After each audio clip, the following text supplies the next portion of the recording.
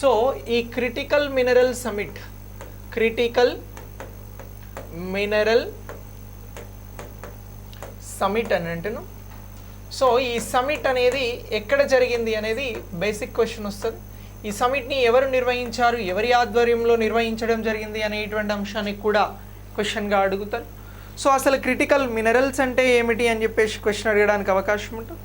So ఇలాంటి point of వ్యూలో questions వచ్చినప్పుడు మనం ఆన్సర్ చేసేలాగా ఈ అంశం గురించి తెలుసుకుందాం. ఓకే, క్రిటికల్ మినరల్ సమిట్ 2024 ఇటీవల ఎక్కడ నిర్వహించడం జరిగింది అని అంటే మనం చెప్పాల్సినటువంటి ఆన్సర్ వచ్చి న్యూఢిల్లీ అని చెప్పేసి ఆన్సర్ చెప్పాల్సి ఉంటుందండి. ఎక్కడ జరిగినది అని అంటున్నాం, న్యూఢిల్లీలో ఈ సమిట్ అనేది జరిగింది అని చెప్పేసి గుర్తుంచుకోవాలి. సో ఇలా ఈ సమిట్కి సంబంధించినటువంటి అంశాన్ని మనల్ని ఎగ్జామినేషన్ పాయింట్ ఆఫ్ వ్యూలో అడుగుతారు.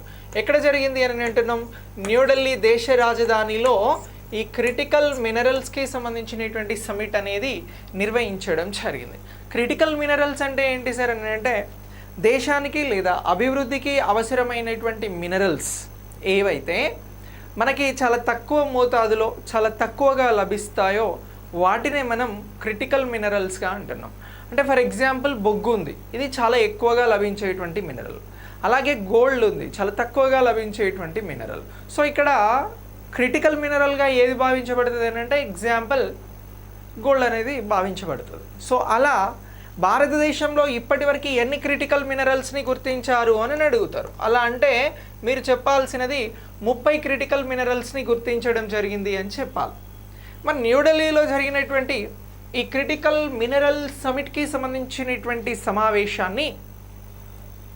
సమావేశాన్ని ఎవరు నిర్వహించడం జరిగింది అనేటువంటి అంశాన్ని కూడా మనకి ఇక్కడ క్వశ్చన్గా అడగడానికి అవకాశం ఉంటుంది. సో దీన్ని నిర్వహించినటువంటి మంత్రిత్వ శాఖ ఏంటి అని అడుగుతారు. గనుల మంత్రిత్వ శాఖ దీన్ని నిర్వహించడం జరిగింది అని చెప్పాలి. ఎవరు నిర్వహించారు అని అంటున్నాం, గనుల మంత్రిత్వ శాఖ ఈ సమావేశాన్ని నిర్వహించడం జరిగింది. ఎవరు నిర్వహించారు అని అంటున్నాం, గనుల మంత్రిత్వ శాఖ అనేది క్రిటికల్ మినరల్ సమిట్ని సమావేశాన్ని నిర్వహించింది, సదస్సును నిర్వహించింది అనేటువంటి అంశాన్ని ఇక్కడ మనం గుర్తించాల్సి ఉంటుంది. అయితే క్వశ్చన్ ఇప్పటి వరకు మనం చెప్పినటువంటి అన్ని అంశాలను బేస్ చేసుకొని ఇంకొక విధంగా అడగవచ్చు. ఎలా అడగవచ్చు అని అంటే ఒకసారి క్వశ్చన్ ఫ్రేమింగ్ చూద్దాం. క్రిటికల్ మినరల్ సమిట్ ఇటీవల 2024 న్యూఢిల్లీలో గనుల మంత్రిత్వ శాఖ నిర్వహించింది. ఈ సదస్సుని లేదా ఈ సమిట్ని గనుల మంత్రిత్వ శాఖ నిర్వహించేందుకు ఎవరెవరు సహాయాన్ని అందించడం జరిగింది, ఎవరి సహకారంతో ఈ సమావేశాన్ని నిర్వహించింది అనేటువంటి అంశాన్ని ఇక్కడ క్వశ్చన్గా అడగడానికి అవకాశం ఉంటుంది. అలా అడిగితే మనం ఒక 4 గురించి చెప్పాల్సి ఉంటుంది. ఒకటేంటి అని అంటే సస్టైనబుల్ ఎనర్జీ ఫౌండేషన్ అని అంటున్నాం. సో ఒకటేమంటున్నాం, sustainable energy foundation, sustainable energy foundation next దీనితో పాటు మరొకటి ఏంటి అని అంటే council on energy, environment and water అని అంటున్నాం. కౌన్సిల్ ఆన్ ఎనర్జీ, ఎన్విరాన్మెంట్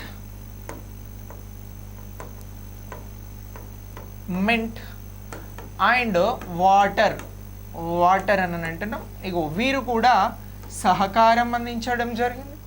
వీరితో పాటు మరొకరు ఎవరు అని అంటే international institute for sustainable development. ఇంకొకరు ఎవరు అని అంటున్నాం, ఇంటర్నేషనల్ ఇన్స్టిట్యూట్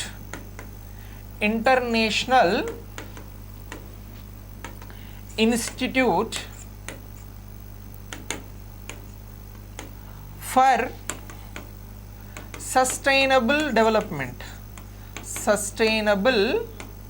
డెవలప్మెంట్.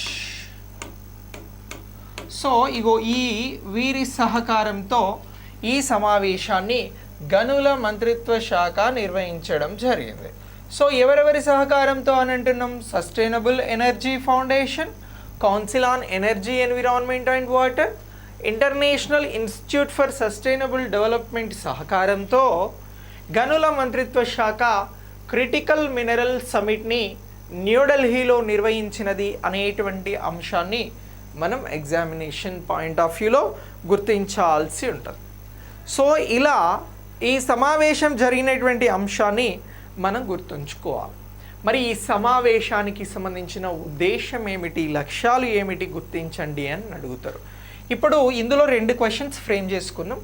ఈ 2 క్వశ్చన్స్ కాకుండా ఇప్పుడు క్వశ్చన్ ఎలా అడుగుతారు అని అంటే వీటి లక్ష్యాలు ఏంటి, క్రిటికల్ మినరల్ సమిట్ ఉద్దేశం ఏమిటి లేదా లక్ష్యాలు ఏమిటి అని చెప్పేసి క్వశ్చన్ అడుగుతారు. సో అలా క్వశ్చన్ అడిగినప్పుడు మనం ఆన్సర్ చేయాల్సినటువంటి అంశాలు ఏంటి అనేది ఒకసారి మాట్లాడదాం. సో ఇప్పుడు ఈ క్రిటికల్ మినరల్ సమిట్కి సంబంధించినటువంటి లక్ష్యాలు అని అంటున్నాం.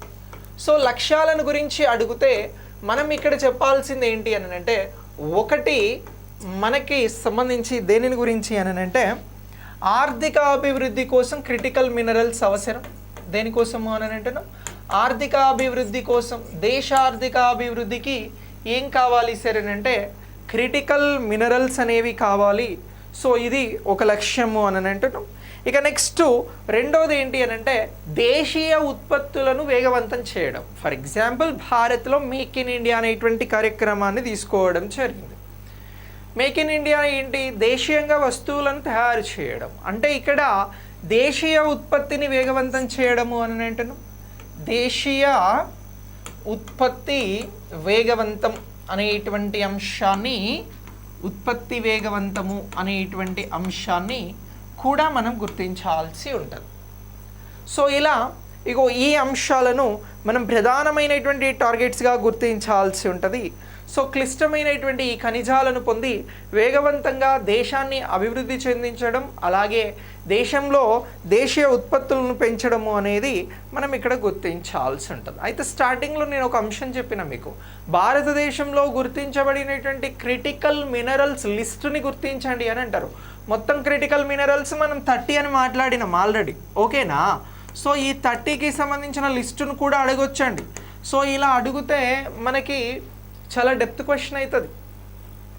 సో భారతదేశంలో క్రిటికల్ మినరల్స్ లిస్టు ఇటీవల 30కి సంబంధించిన జాబితా విడుదలయ్యింది. ఇందులో ఆ 30లో ఒక 4 లేదా 5 గుర్తించండి క్రిటికల్ మినరల్స్ని అని అంటారు. అలా అన్నప్పుడు మనం చెప్పాల్సినటువంటి ఆన్సర్ అనేది మనకు చాలా స్పష్టంగా తెలియాలి. సో ఒకసారి వాటికి సంబంధించినటువంటి పేర్లను చూస్తే, ఒకటి యాంటీమనీ అని అంటున్నాం, 2 బెరీలియం అని అంటున్నాం, 3 బిస్మత్, 4 కోబాల్ట్, రాగి, గ్యాలియం, జర్మేనియం, గ్రాఫైట్, హస్మీనియం, ఇండియం, లిథియం, మల్బిడినం. సో ఇలాంటి niobium, nickel, PG, phosphate, potash, RE, ఇలాంటి అన్నింటినీ కూడా క్రిటికల్ మినరల్స్గా గుర్తించడం జరిగింది. సో వీటికి సంబంధించినటువంటి జాబితాను విడుదల చేయడం జరిగింది అనేటువంటి అంశాన్ని మనం ఇక్కడ గుర్తుంచుకోవాలి. అయితే క్రిటికల్ మినరల్స్కి సంబంధించినటువంటి వీటిని కంట్రోల్ చేయడం కానీ ఈ అంశాలను కానీ ఏ చట్టం పర్యవేక్షిస్తుంది అని అడుగుతారు. చట్టం గురించి అడిగితే మనం MMDR చట్టం గురించి చెప్పాల్సి ఉంటుంది. ఏ చట్టము అని అంటున్నాం, MMDR అని అంటున్నాం. సో ఈ MMDR చట్టాన్ని ఇటీవల 2023లో సవరించడం జరిగింది. సో మైన్స్ అండ్ మినరల్స్కి సంబంధించిన డెవలప్మెంట్ చట్టం. సో ఈ చట్టాన్ని ఇటీవల ఎప్పుడు సవరించారు, సవరించిన చట్టం ఏంటి అని అంటే 2023 అని చెప్పేసి గుర్తుంచుకోవాల్సి ఉంటుంది.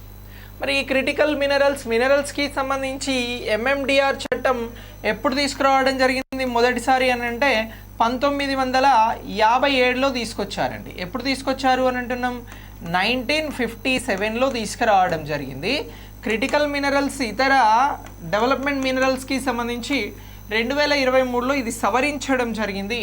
సో ఇలా ఈ చట్టాన్ని కూడా మీరు గుర్తుంచుకోండి. సో ఇలా ఈ సవరించినటువంటి అంశం అనేది మనకి ముఖ్యమైనటువంటి అంశంగా గుర్తుంచుకోవాలి. సో ఇలా ఇప్పుడు జరిగినటువంటి క్రిటికల్ మినరల్ చట్టం అనేది మనకి ఎగ్జామినేషన్ పాయింట్ ఆఫ్ వ్యూలో ఇంపార్టెంట్. మీరు ఎగ్జామినేషన్ పాయింట్ ఆఫ్ వ్యూలో దీన్ని అప్డేట్ చేసుకోండి, వెరీ వెరీ ఇంపార్టెంట్.